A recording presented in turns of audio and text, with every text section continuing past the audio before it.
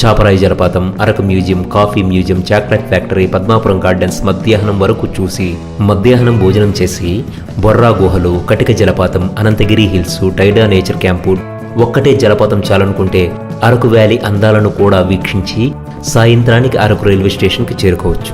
అయితే ఇవన్నీ తిరగాలంటే ఆటో కాకుండా మంచి వెహికల్ చక్కగా బేరమాడి తిరగడం బెటర్. 10 మంది పట్టే వెహికల్ అయితే ఒక రోజులో ఇవన్నీ తిప్పడానికి అటు ఇటుగా 5,000 రూపాయల వరకు ఇవ్వచ్చు. మొత్తం డిస్టెన్స్ గూగుల్లో చూసి మరీ బేరమాడొచ్చు. సాధారణంగా కొన్ని చోట్లకు బస్సులు, షేర్ ఆటోలు ఉంటాయి కానీ కొంచెం సమయం వృధా అవుతుంది. కాబట్టి వెహికల్ మాట్లాడుకోవడం మంచి ఆప్షన్. చీకటి పడుతుండగా అరకు స్టేషన్కి చేరిపోతే అక్కడ నుంచి రోజు 10:45 వచ్చే ఎక్స్ప్రెస్ ట్రైన్ను ఈస్ట్ కోస్ట్ రైల్వే వాళ్ళు ప్రతిరోజు 7 నుంచి 9 గంటల లోపు ముందుకు అందుబాటులోకి తెస్తే రాత్రి 12 గంటల లోపే వైజాగ్ చేరిపోవచ్చు. ఇలా చేస్తే బాగుంటుంది నిజమే కానీ అలా చేయడానికి రైల్వే శాఖకు ఎన్ని ఇబ్బందులు ఉన్నాయో గమనించాలి కదా అనే ఆలోచన మీకు రావచ్చు. కానీ వాస్తవానికి రైల్వే శాఖ నిర్లక్ష్యం తప్పించి ఇందులో ప్రయాణికులకు అనువైన సమయాల్లో ట్రైన్ నడపడానికి అంత పెద్ద ఇబ్బందులేమీ లేవు. కింద ఉన్న డిస్క్రిప్షన్లో పూర్తి వీడియో లింక్ ఉంటుంది, చూడండి.